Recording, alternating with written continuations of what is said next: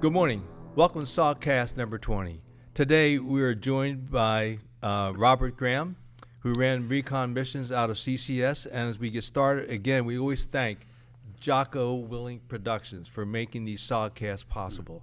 And today is SOGcast 20. Rob, welcome to the show. Thank you. And your unique history here with us, because we've only had one other CCS recon hatchet force man in, Marcus Witt. Mm-hmm. And so glad you joined us, and your history is kind of unique because you're one of the few Canadians who left Canada to come fight with Special Forces, and then you ended up in SOG. So how did all that start for you? Well, I was kind of a lost soul. I was hitchhiking around Canada and ended up actually joining the circus in Calgary.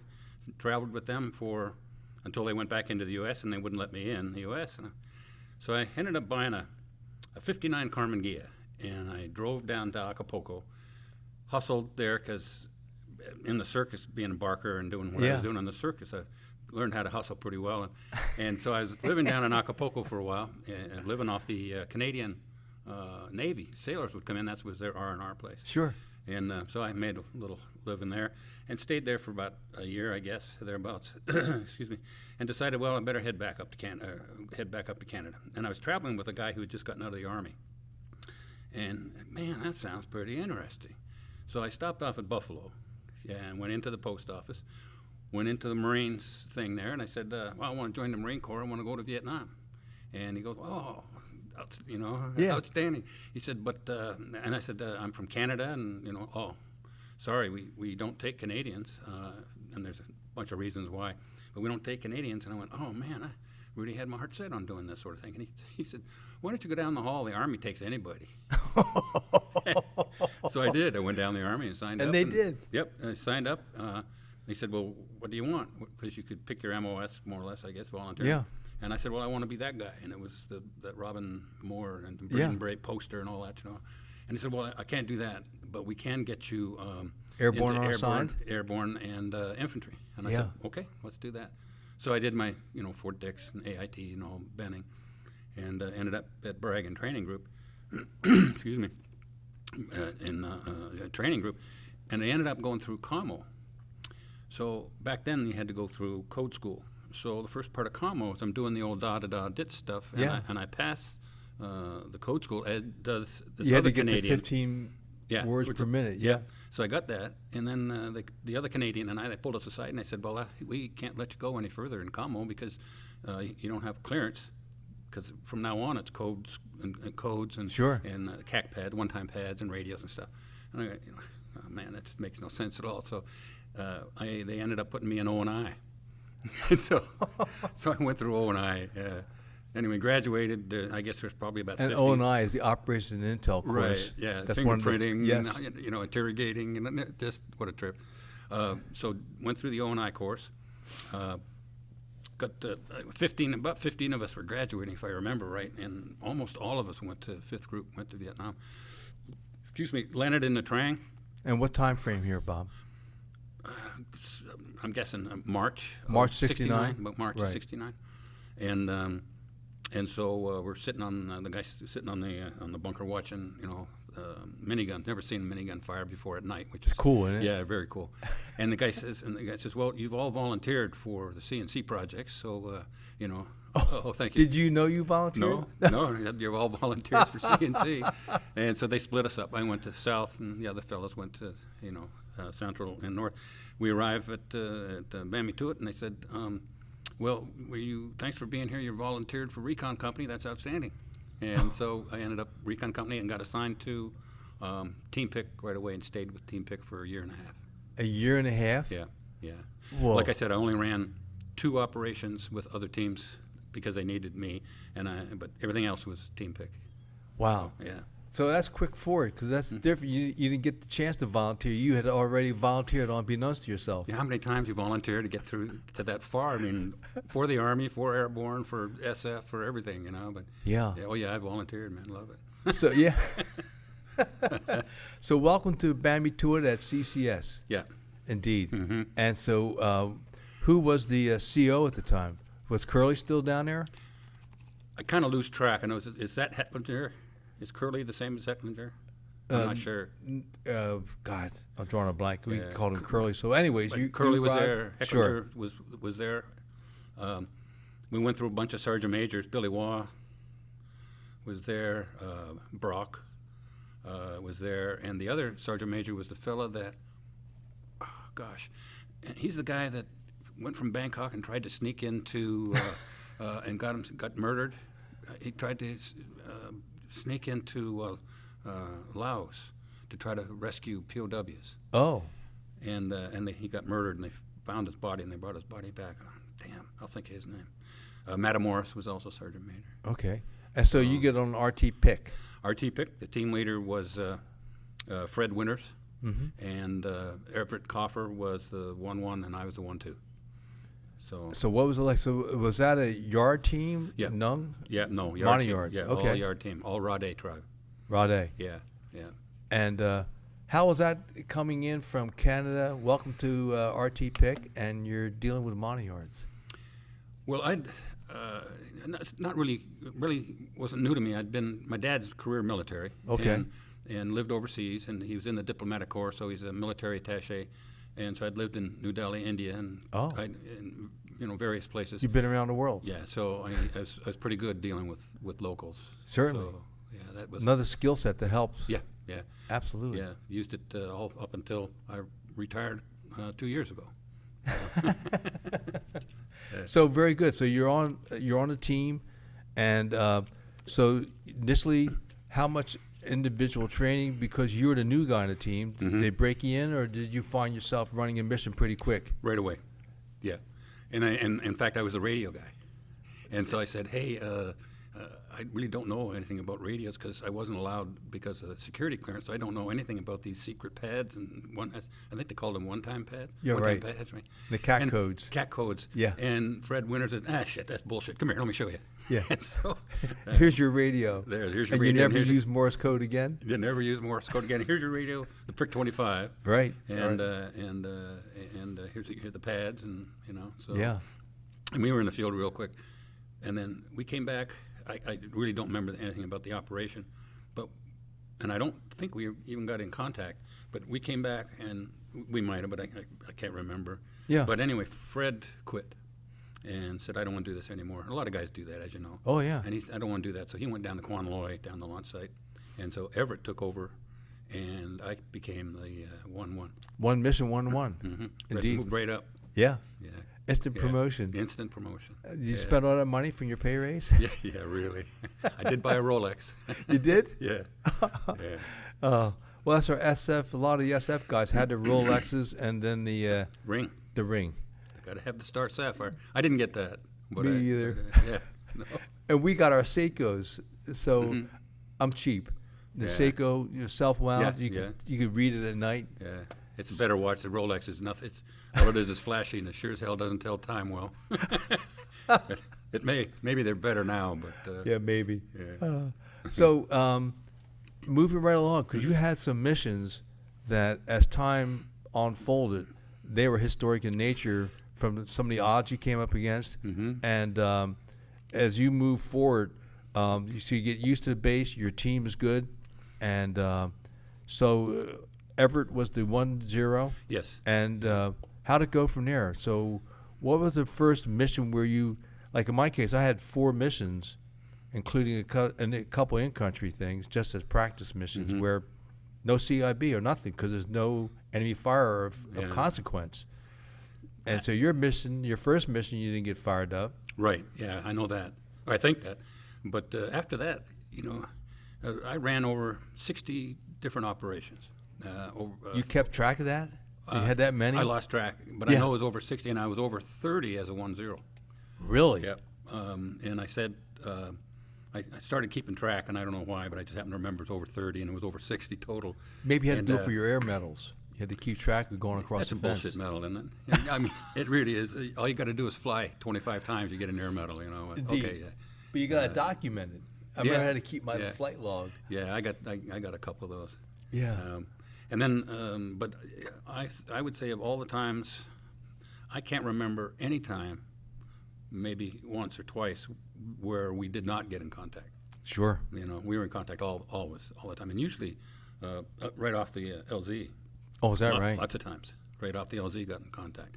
In fact, one of the big lessons learned, you know, because you don't learn this stuff back at the base or whatever. Right. Got off the LZ and waited and make sure everything was kind of cool. And choppers left, walked off the LZ, didn't go but 25 yards, and didn't make contact. But the point guy and somebody over there started yelling at each other, so we knew we could tell, okay, something's going on here, and so then there was some firing going on between the point man and the other bad guy, and so we all turned around, contact to the chopper, get them Sure. back in because they hadn't been gone, you know, that Right. far. Lessons learned, you know, had my antenna tucked down, right? So I popped the antenna up. We're all running back the same trail that we came down from the LZ. LZ. And so they had set up a hasty ambush. Let the team leader go, let the interpreter go, let the team leader go, another indige, and me, and I came up and I got shot. No. Yeah, that guy waited for the radio guy. They're pretty smart dudes. Oh, these yeah. guys. Waited for the radio guy. I got shot right here, but it hit the bolt assist on my car. No. Yeah, and it picked me up, you know, threw me off to the side, and Coffer yelled at the last Sioux behind me, and he goes, he says, "Pick up Graham, he's been shot," and I do my, as I've done several times, you do fingers and toes. Yeah. Oh, yeah, okay, I'm okay, I'm okay. And You I'm know, still alive. I'm still thinking, alive. therefore That's I'm all. alive. Yeah, so Yeah. I rolled over, started to shoot, and only one round was already in the chamber. One round, I went, what the heck? And I tried to, that's when I saw it. Yeah. And so I just threw it over my shoulder, and the only thing I had was a little Browning. At least you had a Browning. Yeah, but with a little 25 vest, what do they call it? Vest pocket? Yeah. Browning, little teeny Browning. Oh. 25. Oh, 25. Yeah. Yeah, you can hide it in the palm of your hand. Yeah, exactly. That's all I had. 25 caliber. Yeah, and so we ran back. And I, you know, fired a big deal. Run back up in the chopper and get on there, and the door gunner was going, "What the hell with a pistol, man? You the damn thing!" And I showed him. Yeah. And he went, "Oh!" And you could see his mouth moving, and off we went. You know. Yeah. So, but that was lessons learned. Well, You know, and learned. We did, you know, all kinds of stuff you do. Oh man, okay. Thank Yeah. God I'm alive, but now I know I won't do that again. You know, kind of thing. Indeed. Yeah.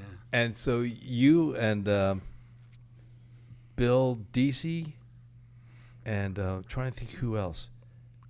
You're the third guy that I know that got hit with the car 15. I got hit again. With on the my car 15? Yep. Twice? Hit the front sight of my weapon, Yeah. and it shattered from here, opened my nose up, open up, that's where this all came, open all that up, and it has shrapnel all the way from here down to here, and there's a lot of it still in there. No kidding. Yeah, when I go to the dentist and they do x-rays, I got to tell them, no, they say something's wrong with the machine. No. Now I just tell them, look, you're going to see there's a lot of shrapnel in here. Metallic. Yeah. Oh my It God. goes off, you go through the... Is it enough at the airport? No, you can turn the sensitivity up on them. Okay. Like the wands. And, Yeah, and yeah, you yeah. can play that, but I don't know if it's fillings or metal or whatever, you know. So, but I had to, I couldn't shave because the pieces kept coming out for years. So No I had kidding. to use an electric razor. Yeah. And now I can shave. It's all, nothing really coming out. The last piece that came out was at the tip of my nose. And when I went over to VA, who I've got to give a lot of respect to VA nowadays. Yes. Back in the day, they weren't so hot. No. But if you had to get off the first floor, because the first floor were the druggies and the winos and all that kind of stuff. But the doctor took a look at me and at my nose, and it was a school. VA has with a medical school, the Right. university. Yes, they got a lot of that set up like that. Wilmington, Delaware, where I was working. Okay, sure. And he saw this cysty, boil, pussy-looking thing, and they put me in the hospital immediately. And they said, we have to fix that because we can't put plastic surgery on that. It's going to screw your nose up, kind of whatever. I don't know. Yeah. And so they opened it up, did something, took the piece out. And it wasn't metal. It was a piece of wood. and which is kind of strange, you know. I mean, I know when I got shot there, and I rolled over, and maybe I got in the dirt. Maybe there's some, you know, wood or I don't know, but. So is this the first time you got shot in your car 15, or the second time you and your car 15 got shot? It was both times. Both times. Shot here with the one car 15 on the bolt assist, and that was actually not even on my team. That was the second operation I ran without my team. This was with You're strap hanging. I was strap hanging with Pop Taylor, and he was on Team Mallet, and I was on stand down because I was going to go to Australia on R&R, and I was really looking forward to that. And he said, "Well, look, we're only going to be there for maybe a day or two. This is going to be a hot one, but I could use an extra person." And so no responsibilities, just guns and ammo. And I said, "Okay, you know, I'll come with you." And so I always carried my sawed-off M79, and I had a vest with 25 rounds in it, plus I just a whole boatload of ammo in my car. And so we were going through this flat, grassy land, which is, man, that was nice. Instead of, you know, doing the up and down, flat land, nice. And we saw them, and they saw us at the same time, and they were coming up this high-speed trail, and there's three of them. I'll never forget it. They all had the pith helmet, regular NVA, heavy-looking rucksacks. The guy in the front and the guy in the back had RPDs, you know, like the M60s. Of course, yeah. Both of them RPDs, and the officer, who I assume was an officer in the center, had an AK. And they stopped, and we stopped, and we got down, and they got down, and I could see the officer. So I went behind this tree, and I had it, had it braced up so I could hold it steady, and I was just squeezing that round off when I got hit right there, like pow, hit that front sight of my weapon. No. Yeah, and bounced me back, and that was a short mission, all right. That was that one. There's two cars. Oh, my God. I got a picture of the one of the front sight, and I didn't take a picture of the bolt assist, and I know DC got shot DC too. has it, yeah. He got hit too. Was Bill down there with you at the time? Oh, yeah, I knew DC. Yeah. Oh, of course. I see him all. You know, he was an air traffic controller. Yes, of course. Yeah. After Vietnam. Yeah. He was an air traffic control up in New York City area. Yeah, Jersey area. Yeah. That's right. I think he was there even for 9/11, wasn't he? Or was he there for 9/11? No, I forgot to ask him about that. Yeah. I haven't seen Bill in a few years. Boy, he is wrapped tight.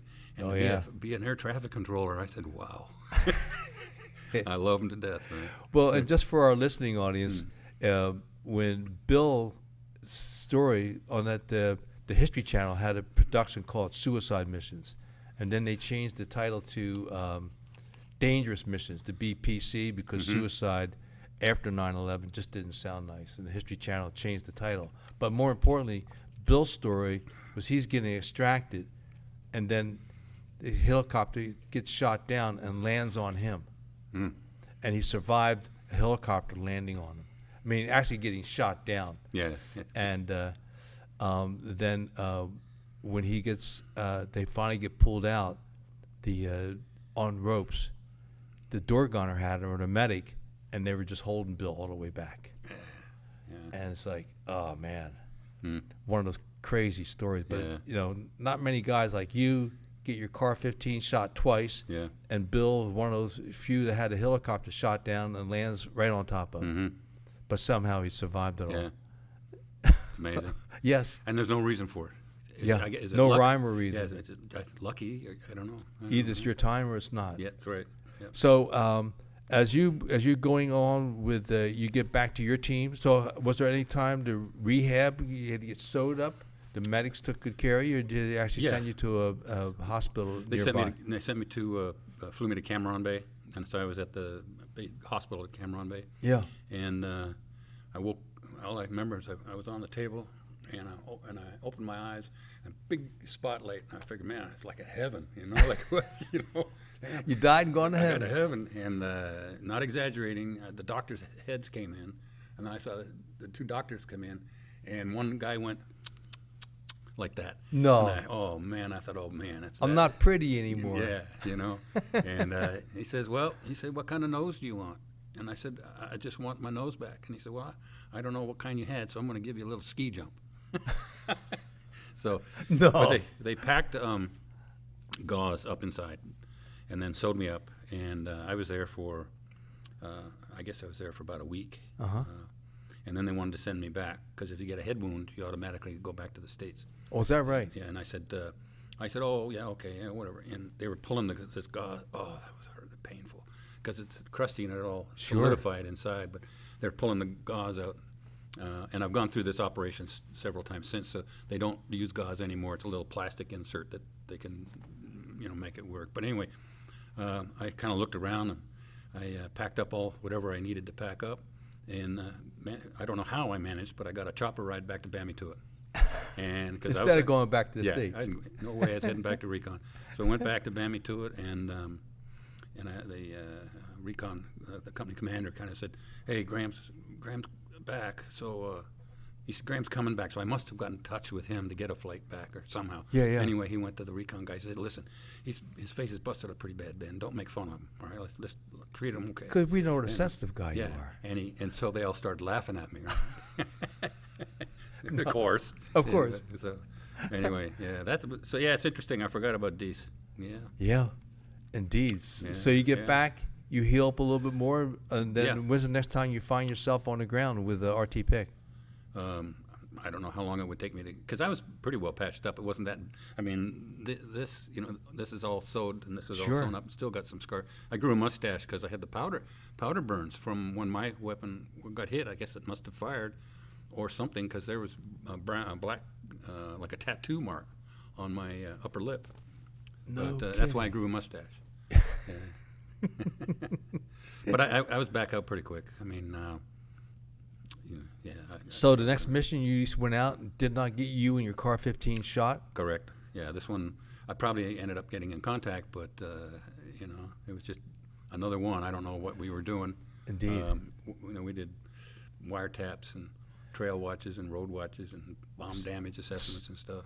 No kidding. You did the whole. So talk a little bit about training up, getting ready for your first wiretap. Did you have the basic cassette unit? Yeah, what did you have for your wiretap equipment? Or because you're still the 1-1, yeah, the 1-0? He had the 1-0 had all the wiretap equipment, and I don't remember other than it wasn't very big. Right. It was like. Remember the cassette players back in our day? Yeah, it was like the that. Cassette players we had, and I trained up our indige on it and said, tap that phone, and they took care of the rest. Cool. I couldn't climb a telephone pole as fast as the Vietnamese could. Yeah, indeed. These were ground. Ours was a landline. Really? Yeah. What was that like? It was a big piece of telephone cable. I guess it was telephone cable. That's what he was tapping. And I think, like the fellow was saying yesterday, if I remember, it didn't take very long for them to find out that what we were doing, and so we didn't stay there very long. We probably got shot out again. Indeed. Yeah. But at least you did it. And then you went back, you turned the cassette over. At some point, Spook and Spook Inc. would pick it up, and you would never hear another word. Nope, yep. Never Blackbird, thank take you. her to, we had to take her back to Saigon, and that was it. Yeah. Oh, my God. So you did a few wiretaps. Just one. And then what was your first BDA like, bomb damage assessment? I did one, and it scared the crap out of me. I believe it. Well, just for our listening audience, is that a bomb damage assessment is a special mission for us after a B-52 strike. And so as the Air Force in its infinite wisdom said, look, we're going to do a B-52 strike. It's an arc light, and we'd like you guys to go and take some pictures. Just show us how, assess the bomb damage. And so it's not a problem. Don't be dazed and confused. Nobody's going to bother you guys. Go in, take some pictures, and come on back. Maybe you can have a picnic while you're out there, and then come on back. But the reality of being on the ground was you found what? Well, nighttime. Really? Nighttime, and I'm in the RON, and we undo our boots, and that was it. Lean back on your ruck, and everybody takes turns doing the thing. And I woke up, and I was kind of dozing off, and I woke up in the air, off the ground, like that, and bam, like this, and what the hell? And then I could hear them. People don't realize, but you hear the bomb just like in the movies, whistle. Yeah. Multiple times, and boom, boom, boom, boom, boom, and we were, if I remember correctly, I thought we were a click away, 1,000 meters away, right, which is pretty damn close. Pretty damn close. Probably too close if you wake up in the middle of the air. But wait a minute, the bomb damage assessment is supposed to happen after they bomb. Yeah. You guys get inserted before they bomb. That is correct. Yep. Oh, That so is correct. I've never talked to anybody Yeah. that's been flying through the air courtesy of an arc light. Yeah. What the hell that feel like? That's why those guys, that Republican National Guard, you see them all surrendering after the B-52. Yes. I understand fully. I would not want to go through that. No. So, but when it hits in the jungle, when the bomb hits and it creates a perfect bunker situation to hide, hunker down in Sure. if you get attacked. But getting to it is almost challenge. impossible because all the trees that were here are now laying down flat as an outward spikes. Right. And as you go further out from that circle, they start standing up more and more and more. But to get through from where they're standing up into that area, it takes if you need to go there. Right. So you usually end up going around it because you know what it is.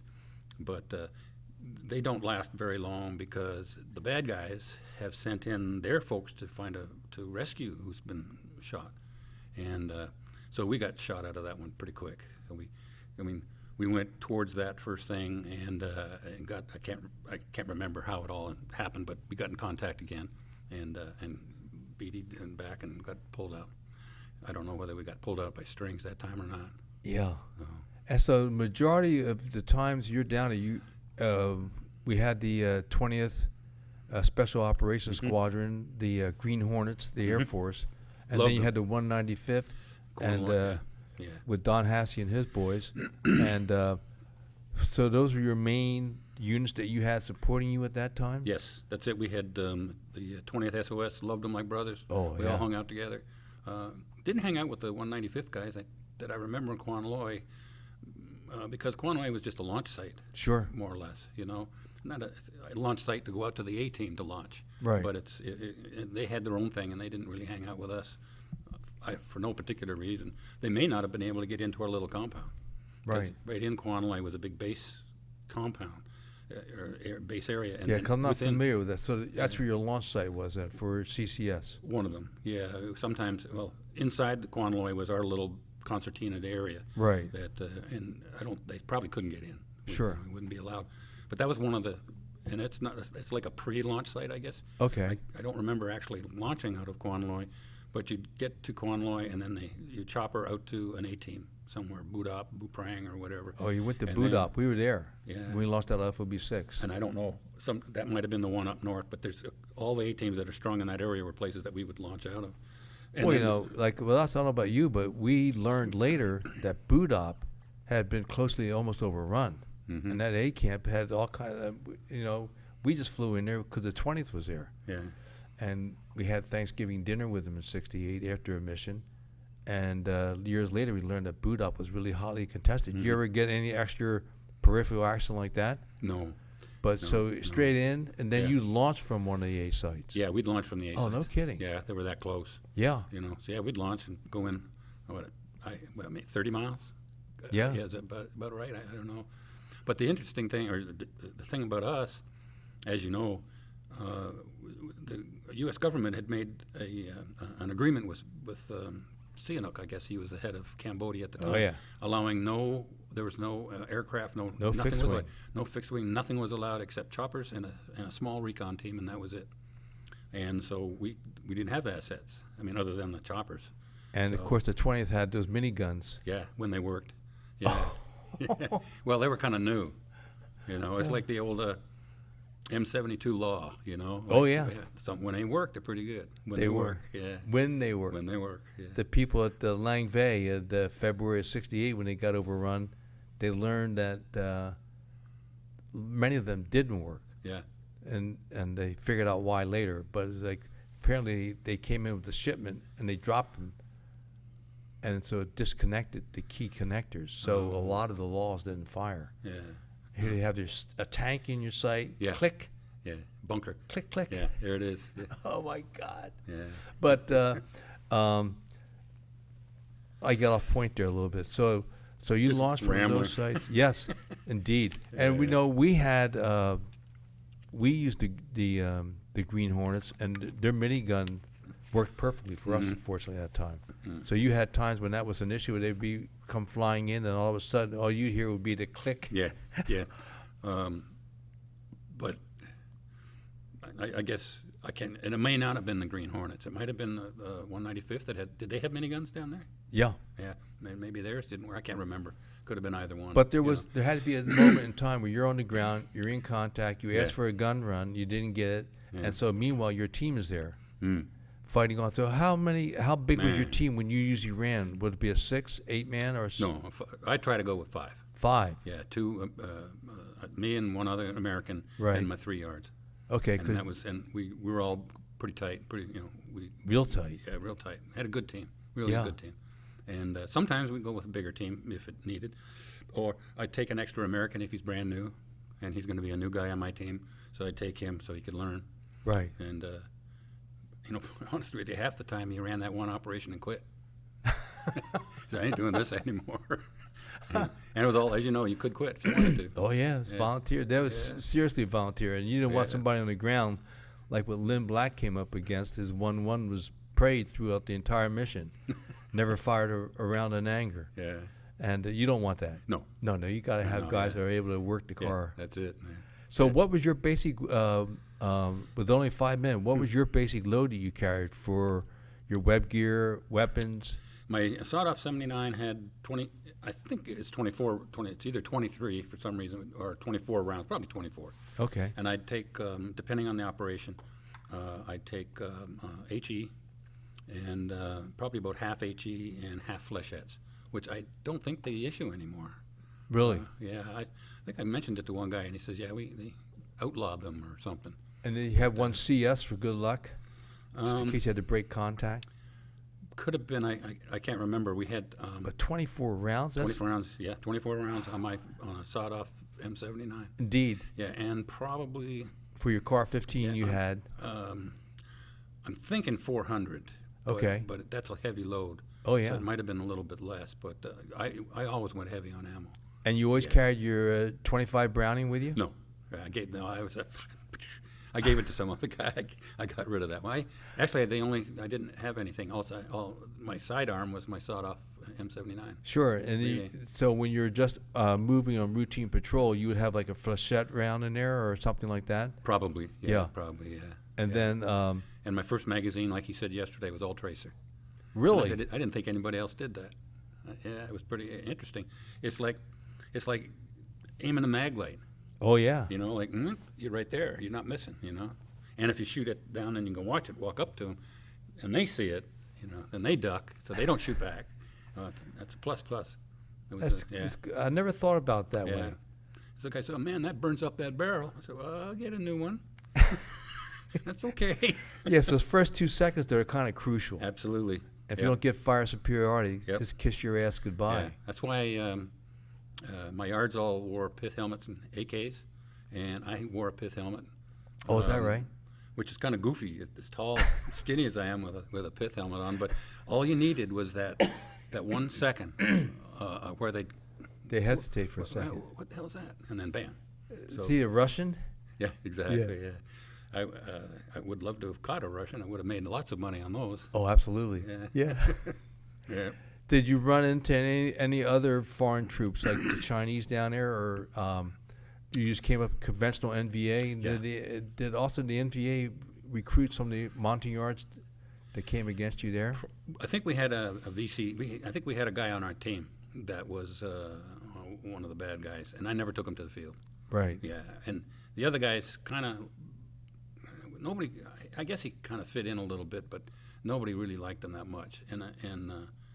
But I kept my eye on him, and I just never took him to the field. Sure. I had my standard group of guys that there's probably maybe 5, 6 guys that I would move around for different things, and my one interpreter, but he quit. He got too nervous and he didn't want to do it anymore. So, but we didn't really need an interpreter. Because when you're in the field, it's all hand signs. Yeah, and you know what you're doing, and if you've been doing it that long, and you know what you're doing, you don't really need an interpreter. But that's also indicative of the unique side of the SF men, training, working with the indigenous troops to that high level of competency when you're on the ground. There's no talk, no need for an interpreter. Yeah. And you were able to run a 5-man team. Mm-hmm. Yep. Wow. I like that. Yeah. And so as things went on, did the code name for Cambodia was Daniel Boone. And did you find the AO situation changing, more intense contact, and anything like that came along for you? Absolutely. It's the 80-90 targets, the Parrots Beak, fishhook areas, that they always got heavy contact there. And a lot of the operations were... And there was more hilly, right? Because the other targets in Cambodia were more flat, mostly. Yeah. But the Parrots Beak. I mean, that was just, you know you're going to get shot out. I mean, so... No kidding. Yeah, you always got in contact there. Well, we got in contact everywhere, really. Sure. I think the length of the missions were maybe 7 days, so maybe, I don't think... Yeah, well, we were told 5. We planned for 5, but seldom in for 5. Yeah, exactly. And so did you plan on picking up water along the way? Or did you carry the extra canteens? Picked up water, yeah. Had your purification pills? Yeah, pills. I don't know if that really worked, but never got dysentery as far as I know. Yeah. And so, pick it up at the streams, the river. Indeed. Which is a dangerous thing to do, but... Yeah, but the team did it one at a time. Yeah. There's a way to do it the right way and the wrong way. Yeah, that's right. And we've seen other people that have done it the wrong way and pay the price. We actually were filling our canteen coffer. Team leader Everett was filling his canteen down in the river, and there was a trail along the river right between 2 base camps, and that's what we were in there for, to try to find out some information about the base camp. And we've got guards up and down on both sides while Everett's getting the canteens filled, and here comes a guy walking down the trail. No weapon, just walking. Walking down the trail, and I jump out, and Chu Hoi. I don't know if I hit him. Somebody told me I hit him, but anyway, it was a Chu Hoi, and we turned him around. They tied up his arms behind him, and we took off, 90 degrees from there. I'm that radio guy, and it's contact, and I have the code for a POW. I don't know what the code was. It's a number of some kind. I got a 1-8 or whatever it was. And if I said, say that again. Yeah, IMI. Repeat last transmission. Yeah. So, and so they launched assets. I mean, of course, man, and took us. We didn't even go back to the launch site. They flew us right directly into Bammy to it. Really? Yeah. And the bad guy. That's a funny story. The guy, he crapped himself on the chopper, and there was another American there, and a good friend of mine, Dave Paul, and we call him funny because he's the guy with 2 first names. Yeah. Dave Paul.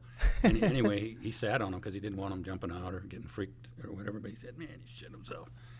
We get him off, and we got pictures of when we get. Of course, they hand you the beer and all that kind of stuff. And there's some pictures from that, aren't there? Yeah. And I'll never forget Troy Gilley, who I love to death. He's one of the few officers that I had a tremendous amount of respect for. Absolutely. But Troy's one of a kind. Yeah, and Troy came up to the guy and put his arm around his shoulder, and he said something that comforted the guy. Says something basically like, "Hey, we're not going to hurt you, man. Everything is cool. Just take it easy." And the guy, you could just see the guy just relax. Yeah.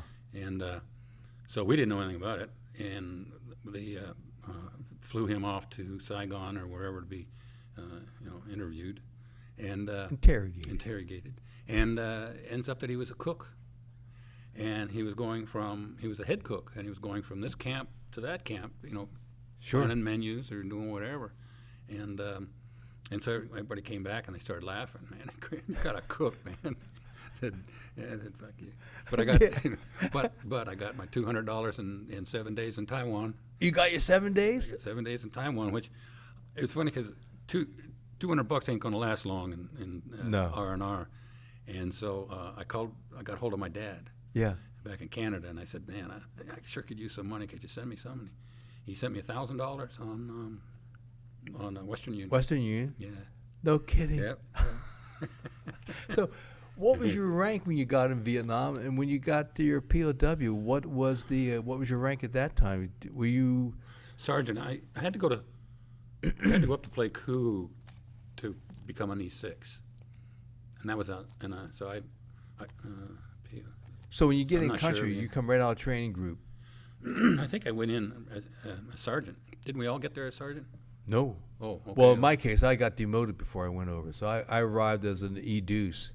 Maybe I did too. I can't remember. No, well, after training group, a lot of for our people like on you, where you're the baby SF program. Mm-hmm. You come in, do basic AIT, jump school, training group. So that's about a year by the time you're done. Yeah. Your MOS is COMO. Mhm. So within a year, you're done. A month R&R before you deploy, and then you go to NOM. When you land there, you might be a PFC for sure, maybe an E4 or Spec 4, because that was the COMO MOS. And all of our guys were E4s eventually. Yeah, I was never a spec. I was always either PFC or Well, you go Yeah, PFC is a that's right, 3, yeah. then Spec 4, Yeah. because MOS, then you're a sergeant. I just don't ever remember being a spec. Well, you've been But so no busy corporal running or recon. something, huh? Well, you didn't. Did and they have you- corporals? They did, but I don't know for that MOS. Again, this is military's talk now. Yeah, I don't know what I I'm don't talking remember. about. I just know from being a combo geek. I don't remember. Yeah. That's okay. So you go to Taiwan, you get your 7 days, Mm-hmm. because not many guys we've interviewed that actually did it. Whatever went to Taiwan? No, get your 7-day R&R from getting the POW. Yeah, we all did. Indeed. Yeah. And of course, Mike Crimmins got pictures of 3 Americans when he was on an operation with Frank Opel, and they were wearing berets. What? Yeah, and he mentioned that on his sit rep, and he got pictures of it, and they took the team out right away. Like they exfilled the team, put him on a chopper with a camera, and flew him right straight to Saigon. They ever figure out who the 3 guys were? Never heard. Never heard. Mike never heard. Mike said, "Here's the camera. Okay, thank you, son. You can go see it." Yeah. Yeah. Wow. But if you caught one, Ooh. Americans were $15,000 each, I think. Is that right? Yeah, the prices. I know there's a 10,000s for Chinese, Right. and then For a Russian. Russians. They were all in that range, and then VC was $200. Yeah. But regular NVA was probably 1,000 or something. You figure you but, get a bonus for getting a cook. At least you come back, cook You a know. couple meals for you Yeah, or something. you know. But I guarantee you, when they did that, this was a History Channel show that I did. Yeah. Secrets of the Arsenal, it's called, Behind Enemy Lines. Okay. And they, when they show, as the media does, you can't just get out with that prisoner without being contact. We got to have a gunfight, So, but I don't think we got any contact. We ran away. We called the exfil. Chopper landed. The 2 choppers, because of the people we had put them on 2 choppers and flew straight into Bamituit, and I don't think we got any contact. So. That's a nice change. Oh yeah, and so I think probably because we knew we were in 2 large base camps. We had gone into one, and they didn't see us, but they heard something, and so we turned around and ran real quick, because we have done that a couple of times, because they think you're game, deer, boar, or something like that. Right. And so you take off real quick, and they said, "Well, that was a close one." Sit rep said, "Well, okay, let's go and try this other camp." And, Yeah. kind of sneaking around trying to find stuff. And so I'm pretty sure that after we got that POW and they interrogated him that day or that night, I bet you they B-52'd that, because there was 2 large base camps. Wow. You So, and again, your terrain there is pretty flat? Or was that this was triple? I think that was fairly flat. Yeah, and then what kind of canopy? What single, double? I don't think it was triple. No. Yeah, it was probably just double stuff. You're able to move a little Yeah. more quickly, Yeah, but not be on the trails. exactly. Yeah. Never do trails. Never. Never do trails. Well, were you there when? No, you arrived in '69 at the CCS. That was after February, because my high school quarterback Hal Krosky was on that team, and he was KIA in February of '69. Yeah. But I you got here just arrived after that. Just after. Yeah. And Shriver. Yeah. Just after all that. And he was April of '69. Yeah. And because Mad Dog had been up to CCN, Mm-hmm. and Eldon Bardwell's recon team went into a base area that just had stay-behinds. He pushed them out. Next day, Jerry went in with his hatchet force, and they had 15 helicopters loaded with intel, maps, Mm-hmm. rations, and that was one of Jerry's really major successes. Yeah. And this is up at CCN to go along with everything Yeah. he did down south. Wow. Yeah. In his spare time, he and Klaus were up there with us. Yeah. Good God. Yeah. But so you were there. You arrived after Jerry was listed as KIA. Yes. Yeah. Then. Okay. So that probably tightens it. I don't. Did I say March or it's April? His was April. So I got there right after him. And then Right. April. Yeah. Wow. Yeah. Welcome to CCS. Yeah. When you have legends like that going down. And then so Lieutenant John Potter was there. Can't remember the name. Yeah. Okay. And so your team. Lieutenant Ash, and the ones I remember, Lieutenant Ash and Troy Gilly. Of course. Yeah. Yes. Yeah. And then Troy was just. He's one of those legends too, because he's such a good officer. Mm-hmm. Finding good officers and having people that appreciate what we're doing on the ground. He understood. He was Intel, I think, S2, I don't know. and then he ended up running recon. Did he? Yeah, and Lieutenant Ash ended up. In fact, I took him on his first time, Lieutenant Ash. You broke him in. Yeah. The colonel wanted him to be the team leader, and I went and talked to the colonel. Just, sir, at least let him be strap hanger. I mean, he's got to at least learn a little, something. And he said, yeah, okay. And so he Was that Fred Lindsay then? Who was the OSC at that point? Yeah, is Fred Maybe. Lindsay? That name. I know Fred. Because he listened to his men. Yeah, I think so. Forgot about Fred. Yeah, Absolutely. Yeah, I forgot about him. Yeah. But he's Still around. Still around, yeah. He's about 88, 89 now. Yeah. And still going strong. Yeah. God bless him. But he was an officer that cared about the recon. I know Pete Becerra always spoke highly of him. Mm-hmm. And God, who else was it? But Pete had the highest regards for him. Yeah. And man, Pete was a hard sell for any officer. So Pete signed off. You knew that he was good. Yeah. And so any other missions that come to mind that stick out for you where the shit was in the fan and you're going, I'm not sure if we're going to get back to Canada or not on this one? Well, when Crawford was killed, I took over the team as team leader. Oh, when was that? What happened there? We were heading. We were doing a trail watch, and we could hear machinery. We could hear them doing some work, and it was an open field, and we're walking along the tree line, heading over to where we could overlook, where Sure. sit down and look down, see what they were doing, and everybody walked by this point. Everybody walked by, and I looked, and it was again a man, a soldier. Doing like what do you call it, an LP, an OP, Yeah. sit there to watch, which makes sense actually, Sure. because it was on the tree line with an open field. But he made another lesson well learned. He made an eye contact, and I learned that a long time ago, or when I was there, is that you can not move, you can hunker down and not move, and people walk right by you, and don't ever make eye contact. For some reason, when you look at somebody in the eye, if you're hunkered down, for some reason they catch you. And he made eye contact, and obviously he hadn't done it with any of the other guys on the team. Yeah. He made eye contact with me, so I lit him up. Yeah. And so, contact. And there happened to be a B-52 bomb crater close by, which makes a great place to jump into. Oh, yeah. And so there was Everett. And we had a third guy, new guy. It was a radio guy, Boylan. FAC was flying over, and he was firing either smoke or whatever he had with him. And he said, you got a bunch of guys coming in on you. They're coming up the hill. They're coming in your area.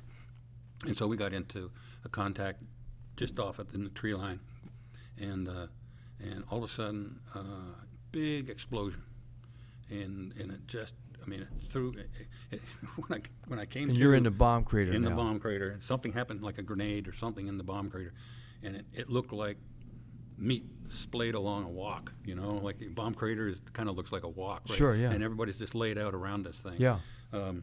I'd gotten shot here. I got a shrapnel in here, which cut the artery, No. which I'd never seen. And blood actually does spurt. It squirts, It yeah. squirts out. That's the first time that I've seen that. Coffer took one right between the eyes right there. From that? Yeah, same explosion. Boylan, the radio guy, went right through his knee. And one of my yards, he got in one cheek and out the other, but it didn't hit any teeth. Really? So he, I don't know, either was yelling or he had his mouth open, but it went in one cheek and out the other. So Coffer was not breathing. So when I finally came to, and I stuck my finger in this hole, and I had my car in my other hand. Well, that doesn't seem to be working, and so I did that, and that stopped the blood, the bleeding. Yeah. And I went over to Coffer, and I gave him CPR, and he started breathing again, which was good. Yeah, got him back, got him breathing again. And so they brought in the slicks, gunships, and I always love it when they like this gunships, and they're out of ammo when the pilot reaches out with his pistol, man. Yeah, I mean, that's a bad sign. That's a bad sign. But anyway, they dropped rope ladders, and I hate rope ladders. Oh, I know. But they dropped rope ladders for us to get out. So you had enough canopy they couldn't land. Yeah. And no, I don't know why. I mean, I would have thought they could. Yeah. But anyway. You're on the ground. You're not. Yeah. I didn't see things from that perspective, But I couldn't obviously take Coffer up the rope ladder, so I snap linked him on the rope ladder, which made it easier to climb up. Sure. And so, radio guy climbed up with a hole through his knee. He climbed down the rope ladder. Yeah. And adrenaline really do something, man. But and I thought he carried his radio with him, but he apparently he emptied his car into his ruck with the radio and all that. I guess he took the pads with him. I don't know the CAC pads, but anyway. So I'm getting up, and there's more. There are a lot of funny stories. Oh yeah, a lot of funny that's why stories, we're here today. And so climbing the rope ladder, and if I could finally get up, oh man. And for some reason, I had buttoned my shirt down.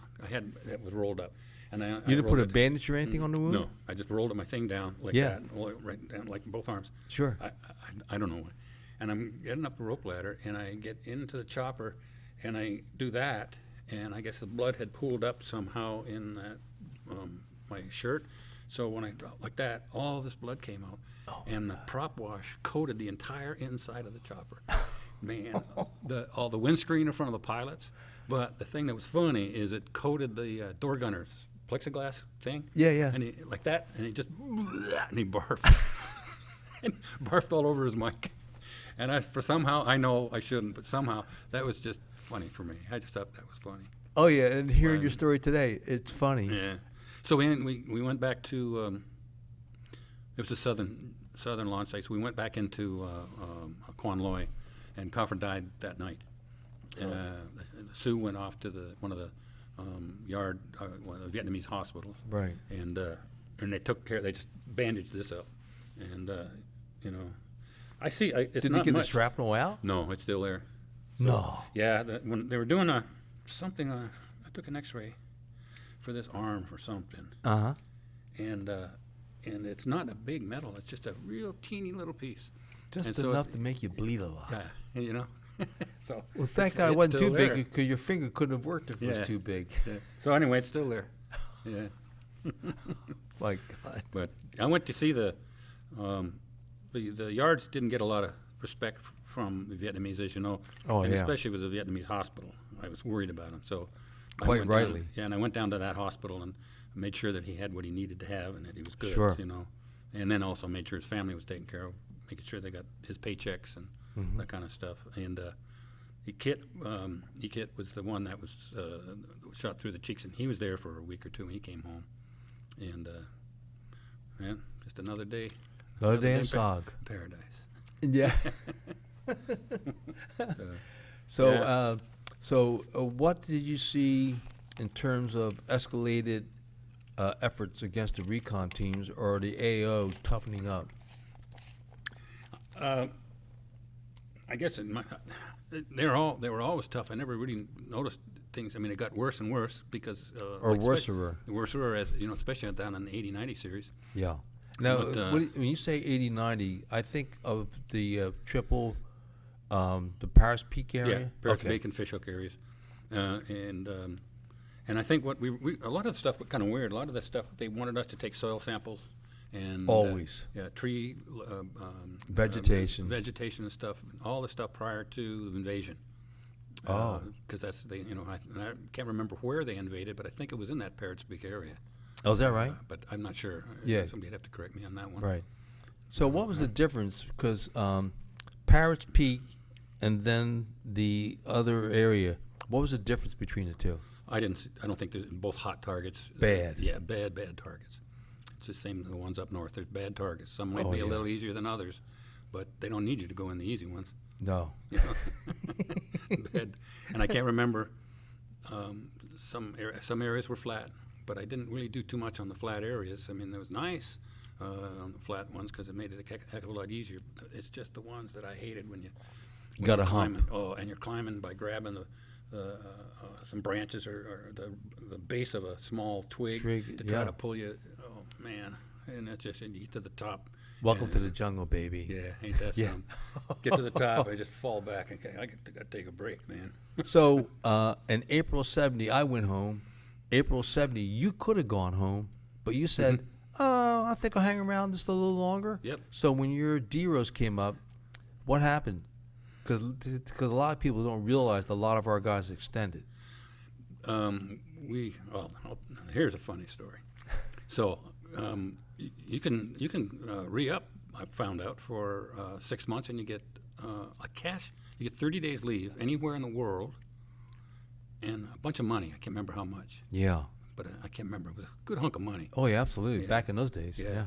And so me being the hustler, I was always the scrounger. And, you know, I said, hey guys, you know, why don't we get us airline tickets, the most expensive airline tickets we can get from Saigon? Seattle, Tacoma, or whatever. Yeah.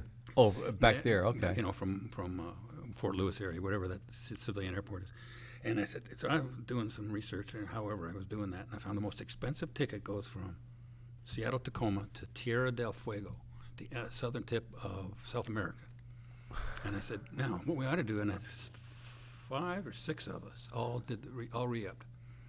1, 2, 3, 4, 5. There's 5 of us all re-upped. Really? Who are the other co-conspirators here? Mike Cremens, Okay. another Canadian. Yeah. Frank Opel, and Nimsey and Pletcher. No. And, Okay. And so we get to the airport, and I was psyched, man, we're going to turn it in for cash, and then y'all go and do whatever you want. Yeah. And so we get there, and we said, we just want to turn these in. We don't really want to go to Tierra del Fuego. We just want the cash.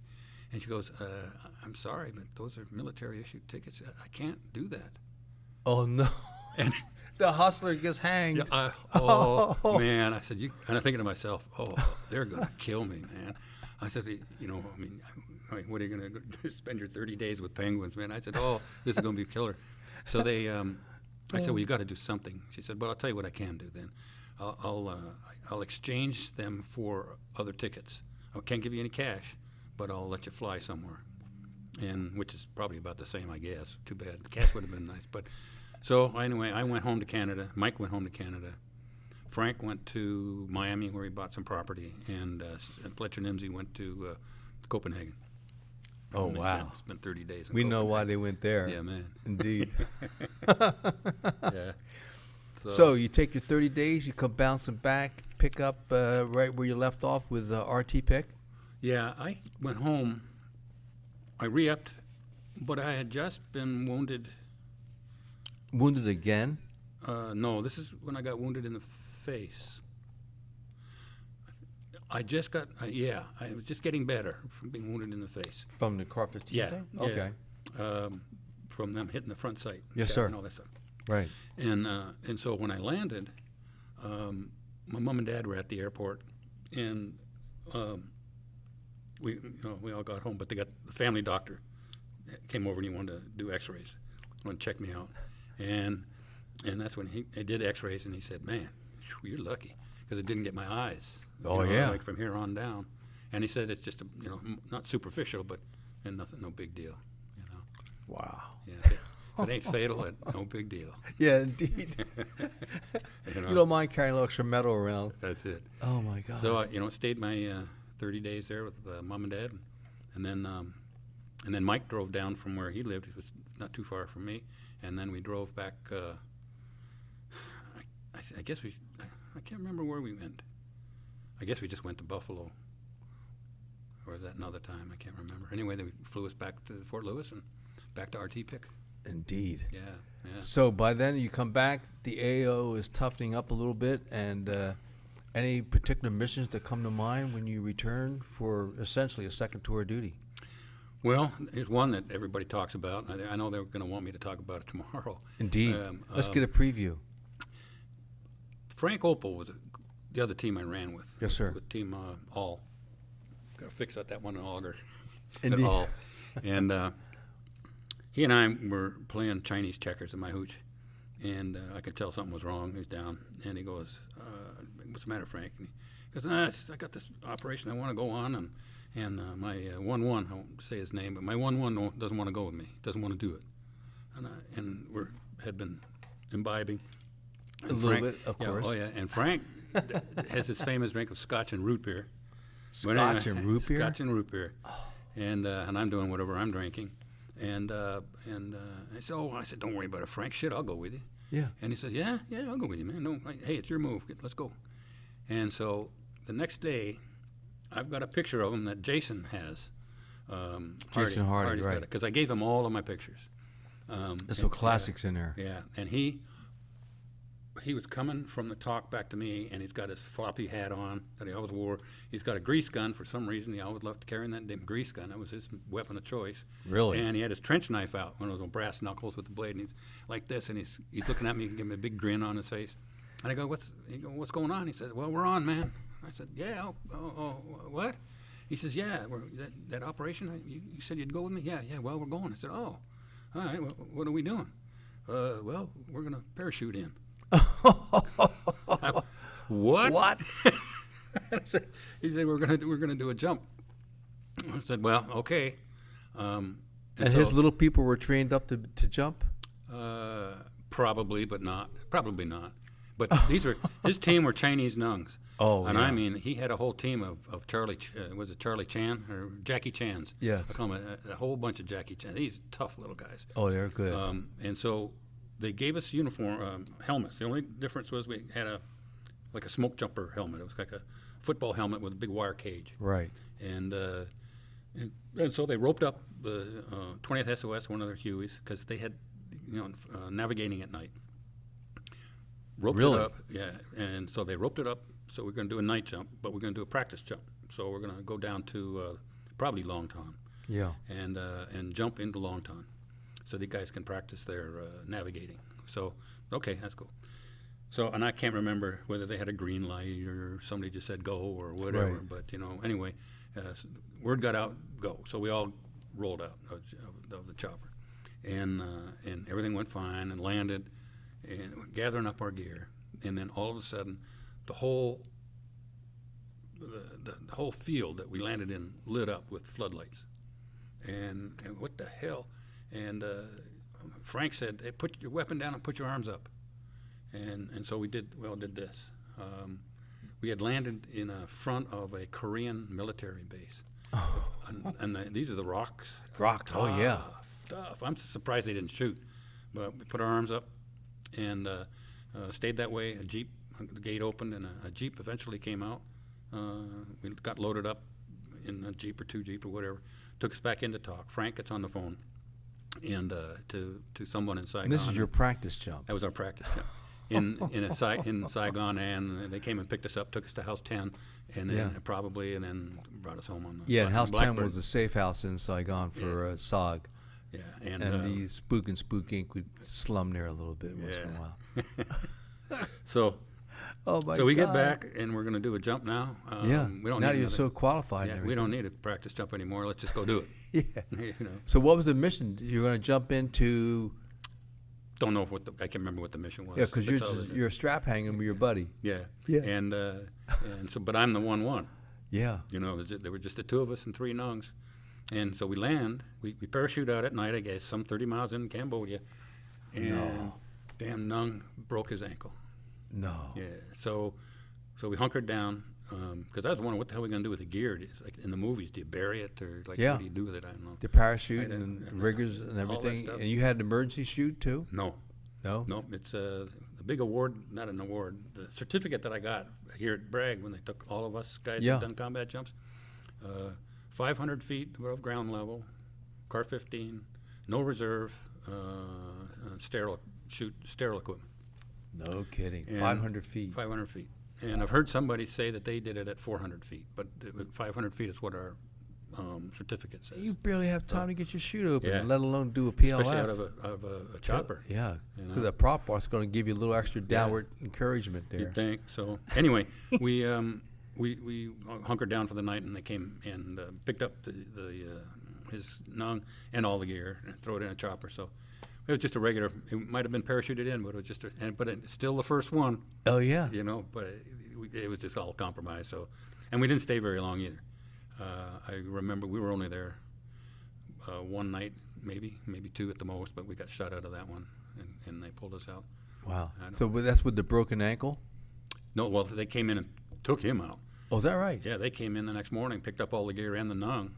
So basically, it's a compromise, just like a regular insertion. Yeah. You know, we had jumped in, but they had to come in and pick the nung up because he had. So then you continued on with the 4-man team? Yes. Or did you Yeah, replace? no, 4-man. Kept on with a 4-man team. How long were you able to stay on the ground? Like I said, maybe only about 2 days. We weren't very long from that one. I guess sometimes when Coffer was running it, we'd end up having to be a little bit longer. We could maybe last her out for 4 or 5 days. In fact, I've probably done a 4 or 5 day too, but not very seldom. Usually Right. it's just a 1 or 2 day thing. You're in. Because at some point they learn that you're there, either Yeah. through RDF or other compromise. Or somebody told them that we were coming. You know, that always Yes. that rumor's there. Oh yeah. You know. Well, you know, in John Plaster's pictorial book, Mm-hmm. near the end, there's a picture of Speedy Gaspard Mm-hmm. with the NVA spy. Ah. And because Speedy didn't know it at the time, but after the war ended in April 30, 1975, the spy received the highest award that North Vietnam gave to its spies. I didn't know that. He was there with Speedy Gaspard in SOG headquarters. I'll be. Absolutely. And of course, they had trail watchers. Yeah. And they had, you know, Oh, bunkers. I mean, but you heard Mike Taylor yesterday, which, by the way, you and I are here together today as part of the 3rd Special Forces Group SOG Heritage Week. And it's a SOG symposium where more than 20 SOG men come together.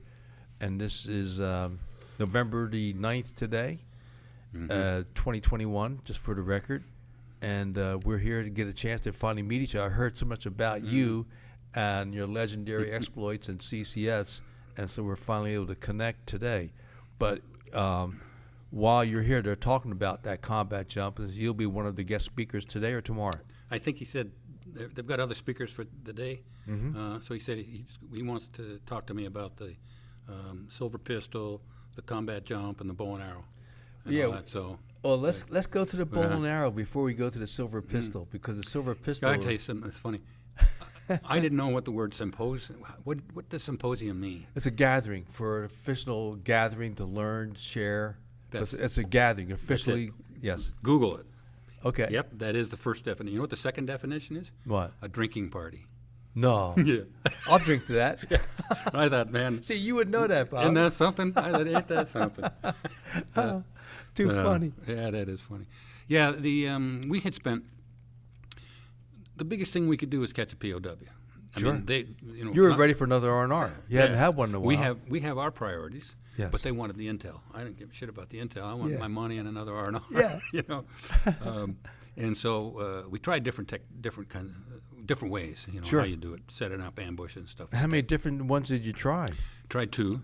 Okay. The one I tried, I'll mention this tomorrow, is I took a claymore and I peeled the front off a claymore with all the pellets. Right. So all I had was the C4. Right. And then I took a plastic bag full of the CS powder and I packed the whole thing with CS powder so that now that would stun somebody for a second or two for you to go jump on them. Yeah. Right, when you think.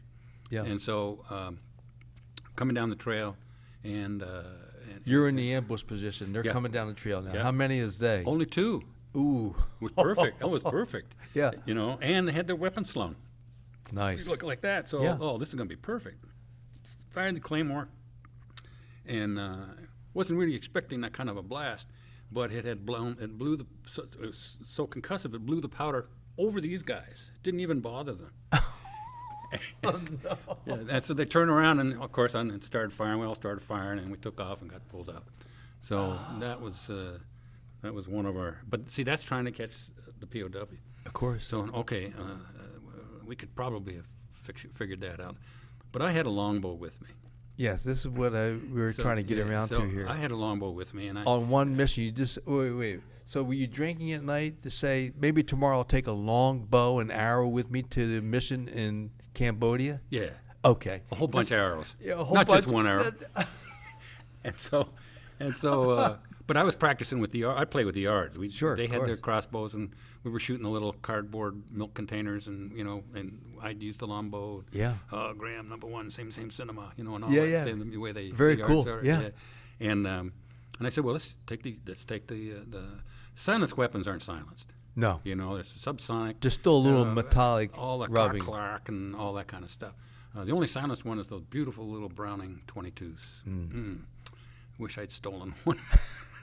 But anyway, too much a Boy Scout, I guess. Indeed. So anyway, we figured let's take the let's take the bow. And we'll take the bow. It was a heavy team. Actually, it was Lieutenant Ash's first operation. I had Frank Opel went with me. Okay. Mike Crimmins. You're the 1-0. I'm the 1-0. Mike Crimmins was my 1-1. And then I've got Lieutenant Ash and Opel and a guy named Boylan. So that's a lot of Americans. Oh, yeah. That's like 5 Americans and 3 yards. So but you had gone into S3 and said, I got an idea. We Yeah. had a good drink last night. I want to do this and give me Yep. some more Americans. And Yep. and you went forward. They let us do anything. Yeah. They pretty well let us do anything within reason, but we Yeah. could do any of that stuff. Okay, so now you're on the ground with 6 men with your long bow. Yep. Did they take crossbows or anything No, to back no, you no, up? no, just ammo. Guns and ammo. Guns and that. Guns and ammo. Yeah. And but I did have my vest Yes. with my and I didn't have my M79 with me, but I did have my vest for rounds because for Lieutenant Ash, he was Okay. carrying an M79. Yeah. And so we land and we're moving off the LZ, and there's bunkers. Whoa. And I said, well, and so we got in contact with them from the bunkers. We're firing back. This is not working. So bad decision, Rob. So go back to another bomb crater, Yeah. which isn't perfect, and so lots of firing going on back and forth, and I actually used the bow, and fired 3 or 4 arrows at it, and jumped up and screamed and did all that kind of stuff. And true story, I'm not bullshitting. They broke contact. They stopped shooting at us. No. Yep, they stopped shooting at us, and we all kind of looked at us, and choppers then arrived and shot the place up and whatnot, and landed, and everybody got pulled out, and nobody was hurt. So did you get any enemy with your bow that you were aware of? Well, I think so, but if I did, I'm sure they got a American Legion in North Vietnam somehow, like their own version. Yeah. And there's a guy saying, "You ain't gonna believe this one." Oh yeah. So I don't know, but I jumped up, I fired. I think I might even left the bunker, moving towards them. I think that's what the award says. So I really can't remember, but I don't think I did. But anyway, This was your award that you received. The award for valor was. for that whole operation. Yeah, but the award was a Bronze Star, Silver Bronze Star. Star. Yeah, Bronze Star. Bronze Star with Yeah. valor. Yeah. Got You five should've- of those. 5. Yeah. And how many Purple Hearts? 2. 2. I didn't get one for this. It cracked a rib, but no blood. So Yeah, no blood. So yeah. blood stays on the inside. Rule number 1. Couple of basic rules, So anyway, that it was a bullshit thing. Yeah, but and that's part of your legend, Rob. Well, it's one of the reasons why I They're think not. First of all, I don't know many 1-0s or let anybody from SOG that actually goes into the AO with a bow and arrow. Thank you. I'm sorry, but we're officially on record with that. Yeah. Yes, sir. Well, I think it's one of the reasons why, and not me, but we were all at that. The men that I ran with were all 18, 19-year-old kids. Yeah. I mean, they'll do anything, hard charging, and we all went through the same psych tests to get into SF. Right. And so we all think exactly this. We're all different shapes, but we're all the same up inside. Yeah. So we're all a little bit bent. Indeed. Everybody's willing to carry that bow, kind of thing, and I think that's the thinking changed with SF, and that's why now you'll see, because I do some of that point sitting for the compass course. Yes.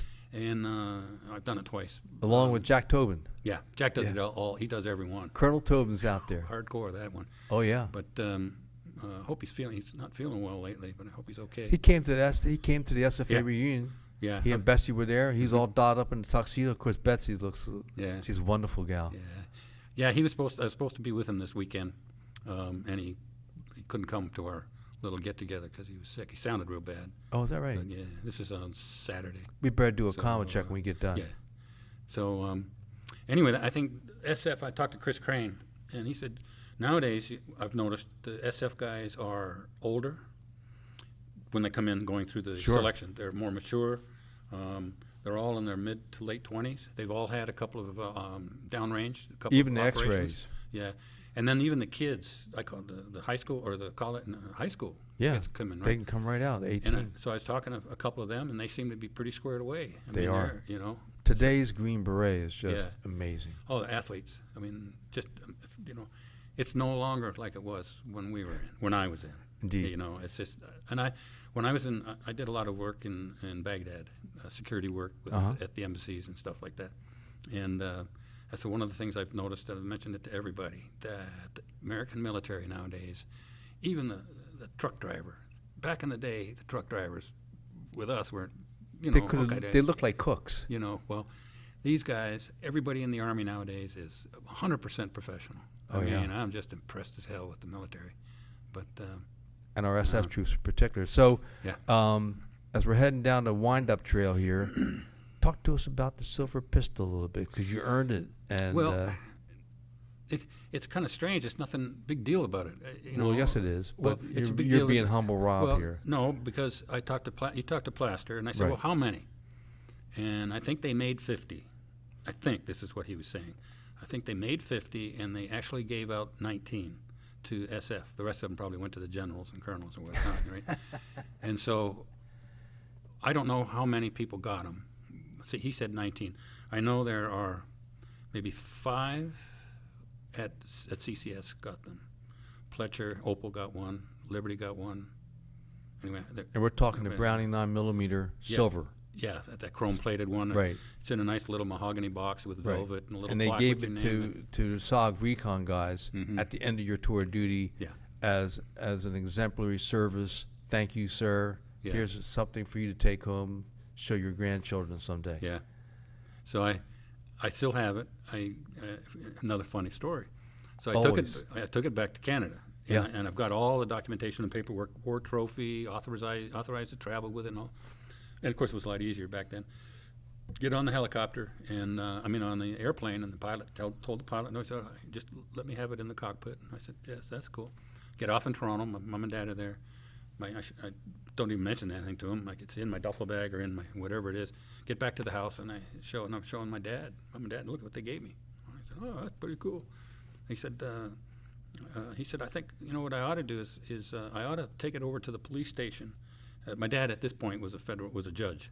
Oh. So I'm going to take it to the police station, and they'll put it in their armory, and for safekeeping. And I said, okay, that's fine Sure. with me, Dad. And so 10 years later, or whenever, I can't remember, but I kept the box. So the box kept. I couldn't come back into the U.S. By the way.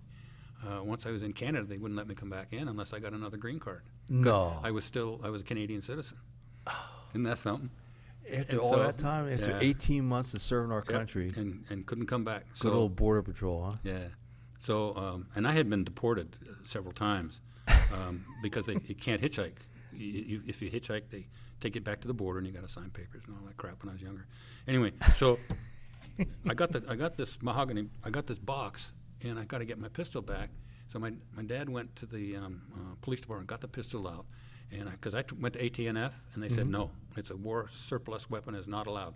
And I appealed it, and I kept getting no, you can't bring it back unless you weld it, slide, and put lead in the barrel or something like that. Oh my God. So, which I'm not going to do, of course. So I waited until my wife was coming across the border with her baby with a diaper bag. And I just shoved it in the diaper bag. So Wow. brought it over in the diaper bag, and I got it back. Wow. Now I got it. Well, we're at that point where our schedule's getting a little tight here. Ordinarily, we go on a little bit longer, but we're on a tight schedule. So, any final thoughts on terms of your service at CCS, and which was of legend, the bow and arrow, and your commanders were impressed enough to give you that silver Browning 9mm. So, any final thoughts? No, thank you. Well, it's my pleasure, and we're at that point where today, thanks to Jocko Podcast, we were able to have this production and bring it to our viewers, and we thank all the service members today in our country, the Border Patrol, first responders, and even the parents who are fighting for freedom in America these days. And we also thank the men and women who served our country in the years past, and as heroes, men like Rob Graham, who came from Canada to serve our country with great valor and distinction. And we also remember and salute the men and women who aren't here today, who remain missing in action. Again, we thank Jocko Productions, and thank you for coming, Rob. Till Thank next you. time. Thanks for having me. God bless America. You said it. Airborne. Airborne. Well, welcome back, and thank you again for sitting here for our little post SOGCast analysis. And once again, you're sitting here listening to one of our CCS legends, Rob Graham. I've heard about him. I even heard about him in Vietnam, but never met him. And I'd gone through training group with Gary Graham, who was in SF. He went to Vietnam, but I never knew what happened to Gary. But heard about Rob, and so always wanted. Anyways, here we are. So, your impressions, sir. What a character. It was an absolute pleasure to meet and listen to Rob's stories, and the bow and arrow. Can you get over that? I've never in my life, there's Marine Corps lore where, Sergeant such and such, took a guy out with an E-tool. Right. Or, there's all this like legend, and I've never heard of a bow and arrow being taken on an op. Let alone on a SOG mission into Cambodia. And then on a 5-man team. Being in the middle of a firefight next to a bunker, standing up and firing arrows at the enemy. Oh, my God. And then he screamed and the enemy stopped. Legend. Absolute legend. That's another first. Yeah. I've never heard of anything like that. Ever. Anywhere. Ever. Yeah. Incredible stories, though. And, the lessons he learned along the way, the little things you pick up, that stuff's so important. And to his point, when it's life or death, that stuff sticks with you. And you learn to tuck away your radio antenna. Yeah. Because if people are going to ambush you, which they shouldn't ambush you, but if they are, they're going to wait for the commo guy to come by. Yeah, yeah. And twice, 2 Car 15s. I mean,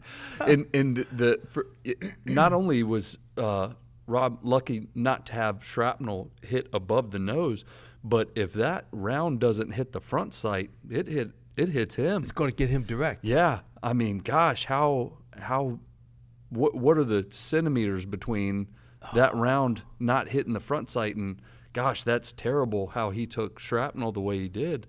And it missed his eyes. And it missed his eyes, thank God. And it missed him directly, thank God. Yeah. Right? Gosh, incredible. Yeah. Incredible. And then his jump, the jump story was incredible. And then the bomb damage assessment story, that's pretty wild.